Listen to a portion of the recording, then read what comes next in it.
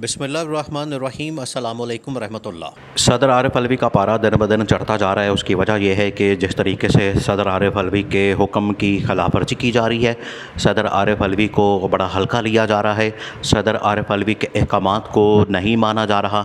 उसकी वजह से सदर आरिफ अलवी इस टाइम आग बगोला हो चुके हैं, बरहम हो चुके हैं और वो ना सिर्फ चीफ इलेक्शन कमिश्नर के ख़िलाफ़ सख्त कार्रवाई कर सकते हैं बल्कि इस निगरान हुकूमत को भी घर भेज सकते हैं। अब आपने इस पूरे मामले को समझना है कि ये मामला क्या है और इसकी बैकग्राउंड क्या है, आखिर किस तरीके से सदर आरिफ अलवी इस पूरी हुकूमत के लिए ख़तरा बन चुके हैं, इस निज़ाम के लिए ख़तरा बन चुके हैं। और ख़ास तौर पर ये जो इलेक्शन कमीशन है, ये जो बी टीम बना हुआ है और हर जगह के ऊपर इसने कोई ना कोई लुत्फ़, इसने कोई ना कोई ऐसी हरकत की है, हर जगह इसने कोई टांग अड़ाई है, हर जगह इसने कोई रुकावट पैदा की है। मसाइल इसके पैदा करदा आज पाकिस्तान के अंदर आइनी कानूनी बहरान की शक्ल में इतने बड़े बन चुके हैं कि अब इलेक्शन कमीशन को समझ नहीं आ रही कि किस तरीके से इसका हल निकाला जाए। इतने बड़े बहरान पैदा कर दिए इलेक्शन कमीशन की हरकतों ने, करतूतों ने और chief election commissioner Sikandar Sultan Raja. देखें, आपने पूरा मामला समझना है। सदर आरिफ अलवी की जानिब से जो पिछले संडे ये इतवार को एक ट्वीट किया जाता है और उसमें ये बात की जाती है कि ऑफिशियल सीक्रेट एक्ट और सीक्रेट एक्ट जो है, आर्मी एक्ट और ऑफिशियल सीक्रेट एक्ट दोनों के अंदर मैं इनको गैर मौसर करना चाहता था और इनके ऊपर दस्तखत नहीं किए मैंने, लेकिन इसके बावजूद वजारत कानून ने इनको कानून बना दिया और इनको एक्ट बना दिया और उसके तहत ना सिर्फ इमरान खान बल्कि शाह महमूद कुरैशी, असद उमर के ख़िलाफ़ मुकदमा दर्ज कर लिया और मुकदमा दर्ज करने के बाद इनको गिरफ़्तार कर लिया। बिल्कुल उसी तरीके से जिस तरीके से इमरान खान की गिरफ़्तारी डाली गई और इमरान खान के ख़िलाफ़ जिस खुफिया तरीके से और गैर कानूनी तरीके से एक वारंट निकाल के और एक लेटर निकाल के FIA के हवाले करके उन्होंने जुडिशल करवा लिया अदालत से, और वो अदालत 30 अगस्त तक उसको जुडिशल करती है। फिर उसके बाद 13 सितंबर तक इमरान खान को जुडिशल करके उसी अटक जेल के सेल में रखा जाता है जहां से इमरान खान को रिहाई का ऑर्डर मिलता है इस्लामाबाद हाई कोर्ट की जानिब से। पूरा प्लान है, इसको आप समझें कि इस्लामाबाद हाई कोर्ट ठीक उस दिन फ़ैसला देता है जब ये पूरा मामला डिज़ाइन किया जा चुका होता है। उसके बाद इस्लामाबाद हाई कोर्ट ये ज़मानत देता है और पीछे सब कुछ ये डिज़ाइन चल रहा है, प्लान के मुताबिक चल रहा है। इस वजह से यहाँ पर चीज़ें बग़ैर प्लान के नहीं हो रही, सिर्फ़ और सिर्फ इमरान खान को निशाना बनाने के लिए, टारगेट करने के लिए और इमरान खान को जेल में रखने के लिए। लेकिन इसके ख़िलाफ़ सदर आरिफ अलवी ने अलम बगावत बुलंद किया। इसके ख़िलाफ़ सदर आरिफ अलवी ने इसके ख़िलाफ़ एक्शन लेने का फ़ैसला किया और ना सिर्फ चीफ इलेक्शन कमिश्नर को उड़ाने का बल्कि इस हुकूमत की तमाम मशीनरी को उड़ाने का फ़ैसला किया है। सदर आरिफ अलवी ने चीफ इलेक्शन कमिश्नर को ख़त लिखा कि मेरे साथ आके मुलाकात करें, लेकिन चीफ इलेक्शन कमिश्नर ने इनकार कर दिया।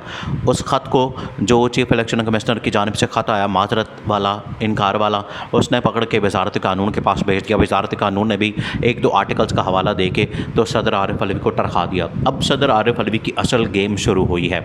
अब सदर आरिफ अलवी ने अपने जो मामलात हैं और जो कानूनी ऑप्शन है वो अब खोलने हैं और इनकी ऐसी की तैसी फेरनी है। सदर आरिफ अलवी सुप्रीम कोर्ट जा चुके हैं।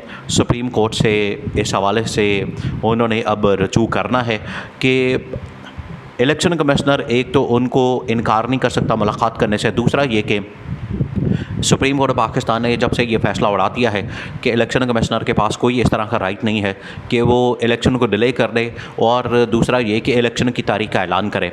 इलेक्शन की तारीख का ऐलान जो इख्तियार है, जो प्रोएक्टिव है या जो राइट और अथॉरिटी और पावर है, वो इस टाइम सदर आरिफ अलवी के पास है 54 आर्टिकल के तहत, और यही सदर इलेक्शन को अनाउंस कर सकता है।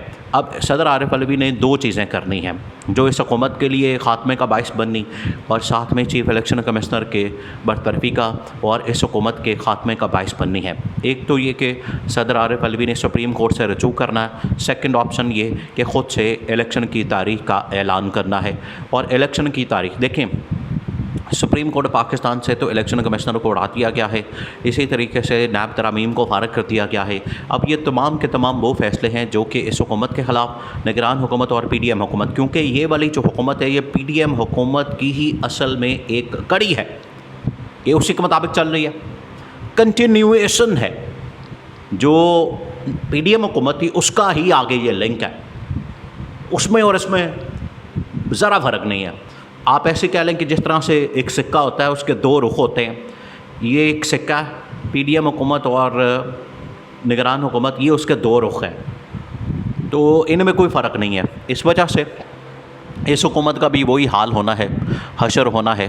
जिस तरह से महंगाई बेरोज़गारी के ख़िलाफ़ आवाम सड़कों पर है, पेट्रोल 300 से ऊपर, डॉलर 300 से ऊपर, डीज़ल 300 से ऊपर, चीनी 200 से ऊपर, महंगाई, बेरोज़गारी, लाकानूनियत, मुल्क के अंदर एहतजाज, जलाओ घिराव और ये सब कुछ शुरू हो चुका है और इस हुकूमत को बद्दुआएँ और गालियाँ मिल रही हैं। लेकिन मजाल है कि जो निगरान वज़ीर-ए-आज़म अनवारुल्लाह काकड़ है वो आगे से अपनी कहानियाँ और फ़िलॉसफियाँ और बड़े बड़े और नज़रियात और बड़े बड़े दावे और अजीब व गरीब किस्म की बातें।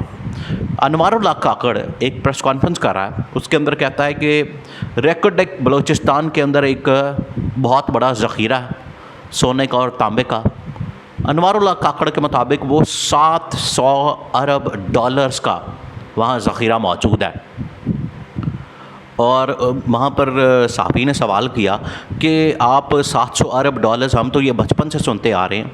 वो तकरीबन को 70 साल का सहाफ़ी था, उसने कहा मैं अपने बचपन से सुनता आ रहा हूँ, जब मैं 15-20 साल का था, 25 साल का था। इसका मतलब है कि 75 साल से हमें ये कहानी सुनाई जा रही है कि पाकिस्तान में बड़े वसाइल मौजूद हैं। तो अनवारुल्लाह काकड़ ने कहा इसमें तो कोई शक नहीं है, सिर्फ एक ये जो ज़ख़ीरा मौजूद है रेकोडेक का, ये 700 अरब डॉलर का है। तो एक बड़ा इस पर सवाल है सादा सा, वो ये कि अगर ये 700 अरब डॉलर्स, पाकिस्तानी रुपए भी नहीं, अरब डॉलर 700, 1 अरब डॉलर के लिए तो हम मरे जा रहे हैं।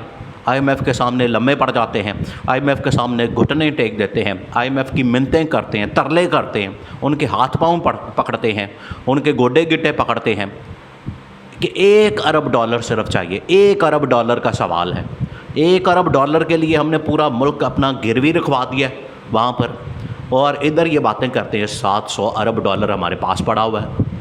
तो इनको इस तरह की बातें करते हुए प्रैक्टिकल बात करनी चाहिए। बेशर्मी की इंतहा है, बेहिस्सी की इंतहा है। लोग बेचारे 5-10 हज़ार 15 हज़ार बिल नहीं दे रहे और ये 700 अरब डॉलर के ख्वाब दिखा रहे हैं सब्ज़ बाग। ये तमाशे बंद होने चाहिए। सदर आरिफ अली का जो एक्शन है वो ना सिर्फ हुकूमत बल्कि इलेक्शन कमीशन के खात्मे का बाइस बनना है।